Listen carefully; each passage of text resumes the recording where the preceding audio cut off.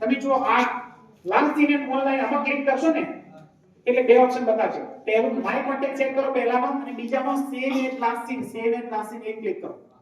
કરી દીધું? હા, એમાંથી બે આવો. થઈ ગયું બધાને?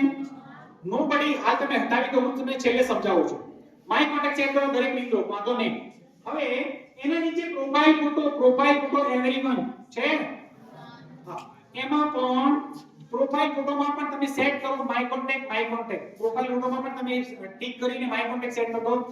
એના નીચે પ્રોફાઇલ ફોટોમાં નીચે અબાઉટમાં માય કોન્ટેક્ટ હશે.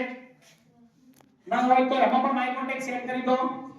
સ્ટેટસમાં પણ માય કોન્ટેક્ટ હશે, ના હોય તો સ્ટેટસમાં સેટ કરી દો. હવે બે સ્ટેપ નીચે ચલો તો ગ્રુપ નામનું ઓપ્શન ત્યાં જોવા મળે. ગ્રુપમાં એવરીવન છે.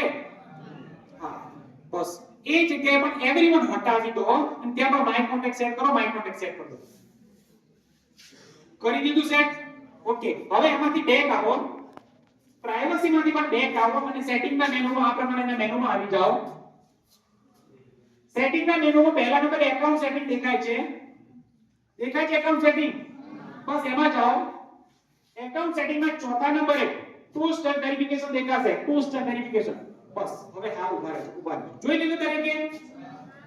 હવે પ્રોસેસ હવે નથી કરવાની. હવે આ જગ્યાએ આ પ્રોસેસ ટાઈમ એટલે લેન્ધી પ્રોસેસ છે, લાંબી પ્રોસેસ છે, સમય નથી બગાડવા માંગતો. ઘરે જઈને પ્રોસેસ કરવાની. શું પ્રોસેસ કરવાની એ સમજાવી દઉં છું. ત્યાં તમારે મોબાઈલ નંબર સબમિટ કરવાનો રહેશે, 6 અંકનો પિન નંબર સબમિટ કરવાનો છે, એના પછી તમારો મેલ આઈડી પણ સબમિટ કરવાનો રહેશે. આ બધું નાખશો એટલે ટુ સ્ટેપ વેરિફિકેશન ઓન થશે. આ તમારે કરી લેવાનું. એનાથી ફાયદો એ તમારું WhatsApp હેક થવાના ચાન્સીસ ઘટી જશે. નહીં થાય એવું નથી કહેતો. WhatsApp હેક નહીં થાય એવું નથી કહેતો. મોબાઈલમાં હળિયો કરી તમે તો ગમે ત્યારે થઈ જશે. એટલે પ્લીઝ આ ટુ સ્ટેપ વેરિફિકેશન ઘરે ચેક કરજો. મોબાઈલમાં WhatsAppમાં બેક કરી મોબાઈલ ડાઉન કરી દો. ફોટો પાડવો તો પાડજો, ઇન્ટરનેટ બંધ કરી દો. ખ્યાલ આવી ગયો તરીકે? તમને જે મોબાઈલમાં હાલ પ્રોસેસ કરાવીને આ તમારા ઘરે જેટલા મોબાઈલ છે એ દરેક એન્ડ્રોઇડ મોબાઈલમાં WhatsAppમાં પ્રોસેસ કરાવી દેવાની, તમારા ઘરે જ કરાવી દેવાની. હવે એના પછી વાત કરું QR કોડ બાબતે. તમને કોઈ વ્યક્તિ આ પ્રકારે QR કોડ મોકલે, વચ્ચે ટર્નિંગ પોઈન્ટ પર તમે WhatsApp નો લોગો જોઈ શકો છો. WhatsApp નો લોગો આવો QR કોડ કોઈ વ્યક્તિ સ્કેન કરવાનો કે તો સ્કેન ન કરતા. કારણ તમારું WhatsApp લોગ આઉટ થઈ જશે, હેક થશે અને જેણે QR કોડ મોકલ્યો છે ત્યાં તમારું WhatsApp ચાલુ થશે. એટલે પ્લીઝ WhatsApp માં ખબર નથી પડતી તો ત્યાં આગળ પ્રોસેસ ના કરતા.